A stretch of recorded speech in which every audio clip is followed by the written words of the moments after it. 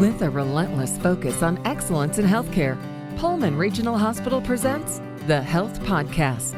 This is the Health Podcast, the show by Pullman Regional Hospital. I'm Evo Terra. A few years ago, I spent 3 months in a small town well off the tourist track in Southeast Asia. Now, it happened to be during the rainy season, and there was a 3-week period where it rained non-stop. I'm not kidding. The contrast to where I'd spent the prior 20-some-odd years, the desert southwest of America, was striking.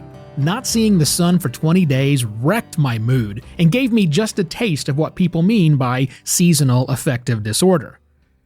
Now I'm back in Arizona, and today I'm talking with board-certified psychiatric mental health nurse practitioner Deborah Blazard to find out if I'm safe from feeling that way again, even when the sun is shining bright. So tell me, Deborah, what is seasonal affective disorder / seasonal depression? And perhaps more importantly, how do I know if I have it? That's a good question. So seasonal affective disorder is actually a subtype of depression, and really it's related to changes in the season. So sometimes the acronym for it is SAD or SAD. Usually begins and ends at about the same times every year. You're most likely to see people with SAD during the winter months, but there are times during the spring that it also occurs when it starts getting lighter. So that is just in a nutshell what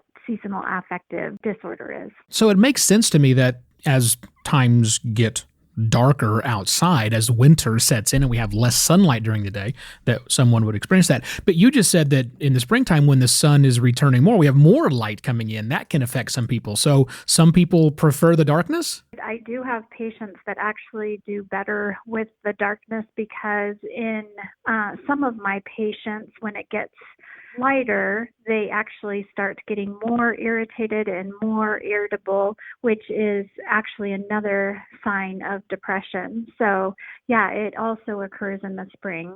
So what do we think is the cause behind SAD? That is a great question, and it's up for much debate. But, there's people who are genetically predisposed to seasonal affective disorder. Obviously, there is a component with light, and people seem to experience these symptoms of depression more during the winter months.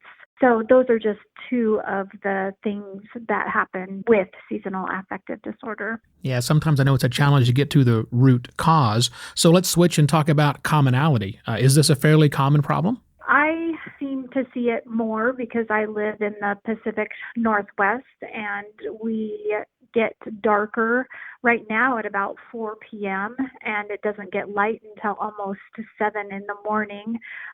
So I would say yes, but then I suspect if you were to go to places like Florida or Texas or someone that gets more sun, I bet it would be less common if I had a practice there. So it's hard to say just because where I live, I would say that it is pretty common, but it's kind of what I'm seeing right now. So what are the main signs and symptoms that might indicate that someone, perhaps me, is suffering from SAD? Some specific things to winter onset are oversleeping for some people, appetite changes, especially a craving for foods high in carbohydrates, weight gain.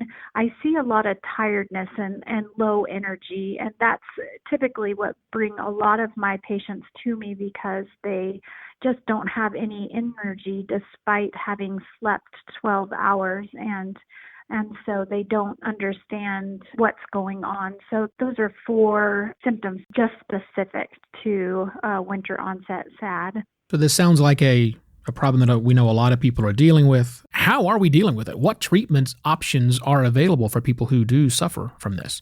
By the time people come and see me, we are looking at different medications that might help with their symptoms that they're experiencing, but there's also a lot of efficacy with cognitive behavioral therapy. Some of my patients too who may already be on some type of antidepressant but can feel themselves slipping with the weather changes. We suggest using some light therapy, and oftentimes we don't even have to use medications at all. Just some additional light therapy seems to alleviate some of the symptoms that my patients are having.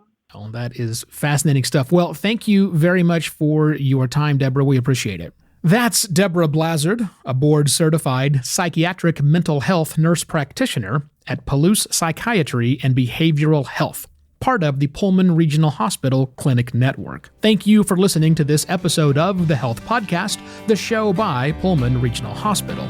I am Evo Terra. If you found this episode helpful, please share it on your social channels, and be sure to check the entire library of past episodes. You can learn more at www.pullmanregional.org.